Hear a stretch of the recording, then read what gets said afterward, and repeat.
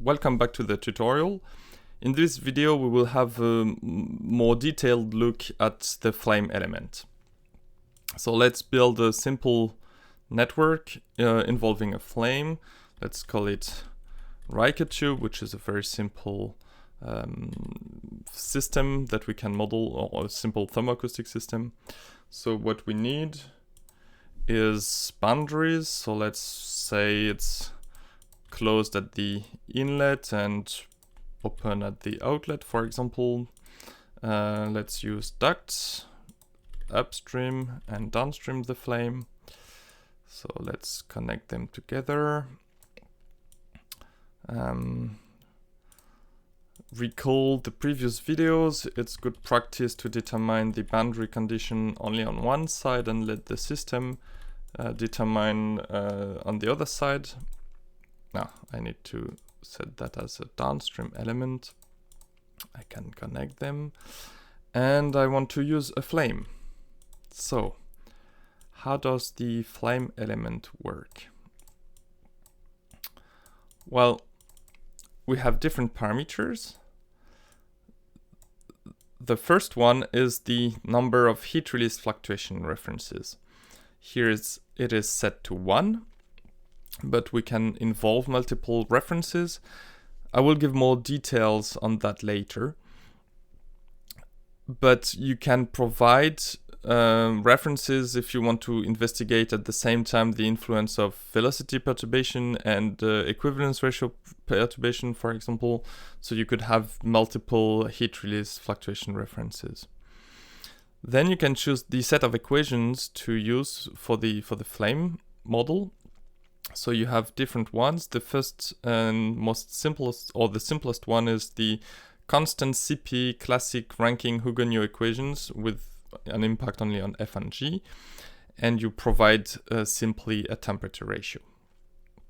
Then you can still have a constant CP, but you account for Mach number, either with a fixed heat source or you take into account flame movement. Here you can provide the area ratio between the downstream and upstream side. So you define the area ratio change at the burner mouth and the temperature ratio. Then you can go to realistic fluid, where you provide not only the temperature ratio and area ratios, but also the ratio of isentropic exponents. And you choose your fuel. So you have a library with hydrogen, methane, other carbon fuels, or you can define yours with providing the lower heating value for the fuel and the number of C and H atoms.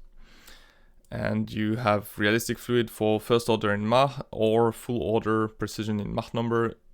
Again, in both cases, either with or without flame movement.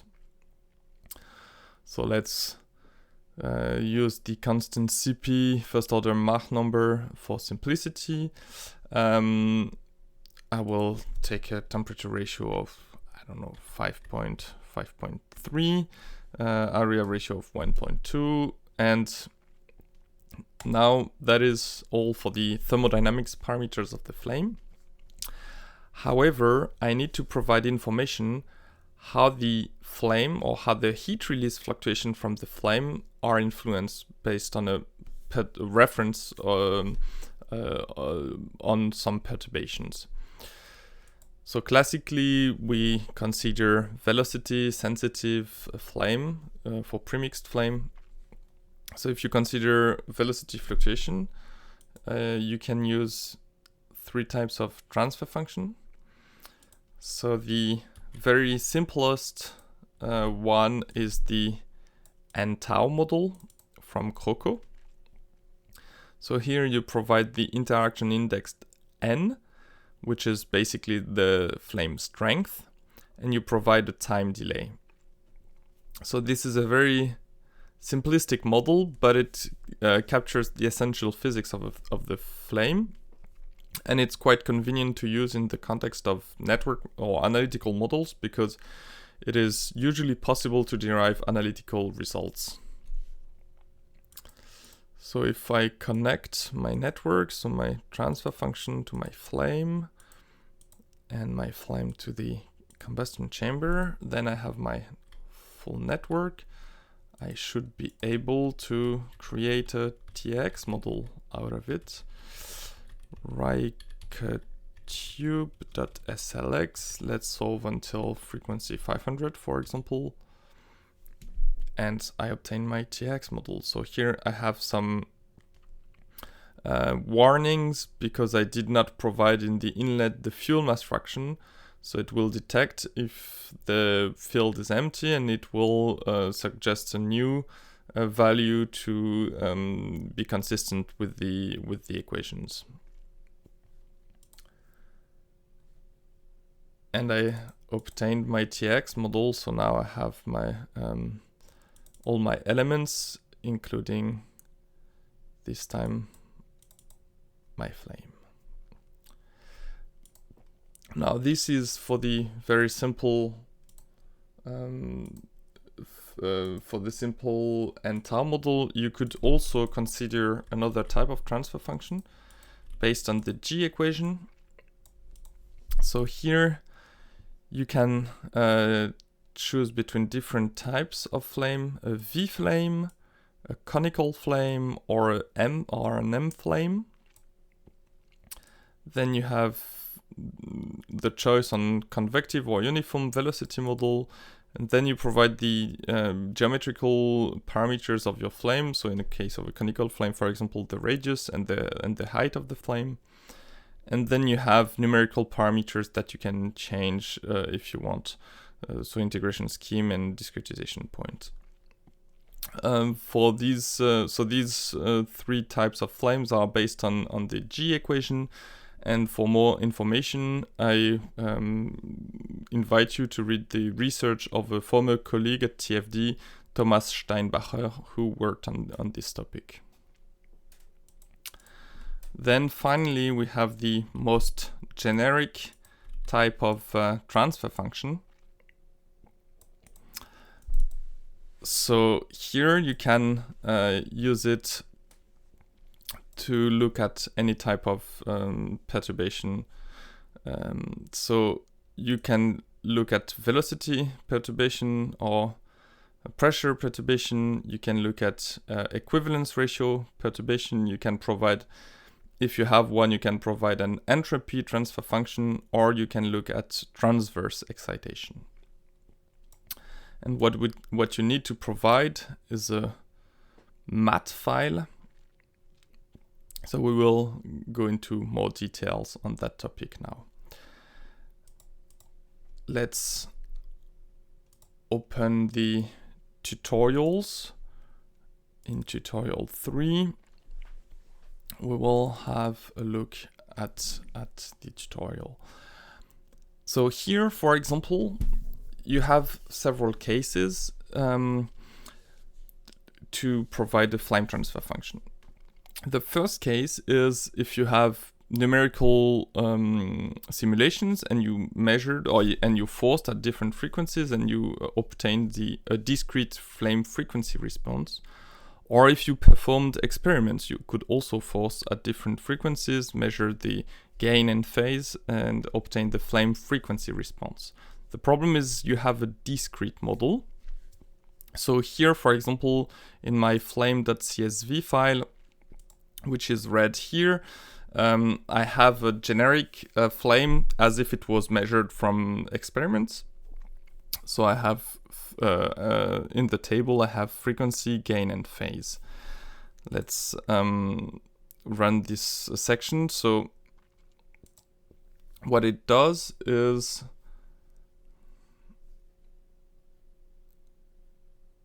it takes a bit of time. Yeah. So all these lines are just for plotting purposes, and what it does is it reads the table, so the red crosses, and then it try to find a rational fit to best fit those data points.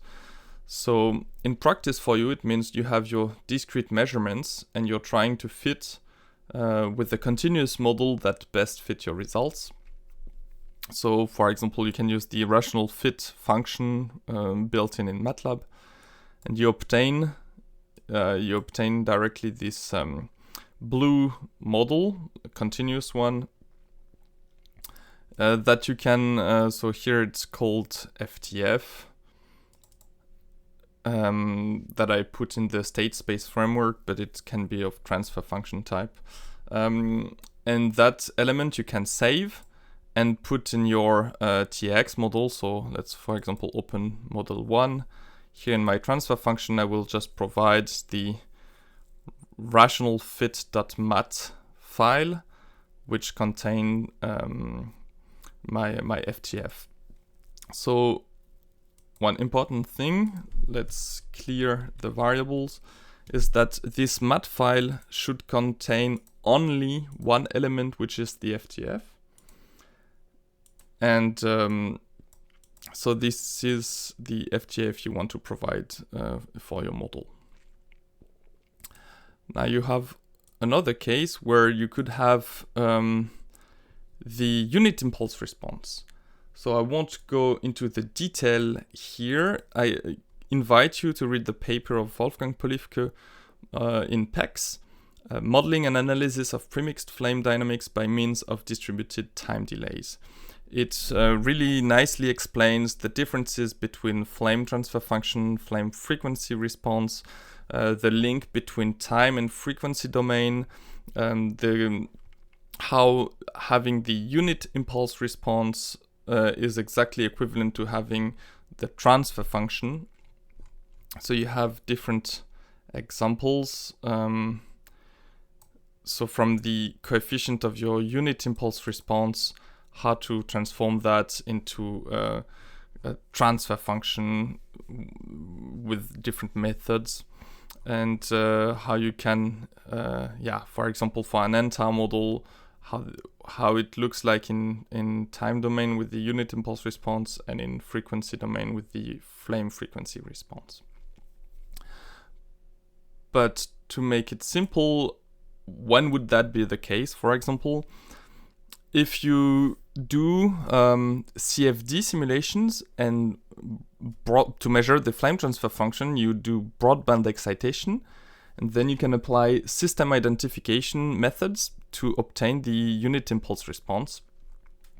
And once you have the unit impulse response, for example, here, my model ARX, it's an ID poly, it's just the coefficients of my unit impulse response. I could, for example, plot it to see what's in there. I have my unit impulse response. That is completely equivalent to having the transfer function. You can use the built-in MATLAB function to transform it in transfer function type, so TF, or in state space directly with the function SS. For TX, it does not matter if you provide an ID poly, a TF, or an SS model. It will be able to read it. So again, if we run this section, P is not defined because it was defined in the first one. I have to reinitialize it. Okay, let's run that. It takes a bit of time. Yeah, so here is the transfer function associated to the impulse response we had. And we can directly plug that in the TX model. Again, what you do is you save your FTF variable. Here it's an SS type, but it could be TF or ID poly. And then you plug that in your model by saying, here's the file name containing my variable. And this allows you to model flame of any types of transfer function.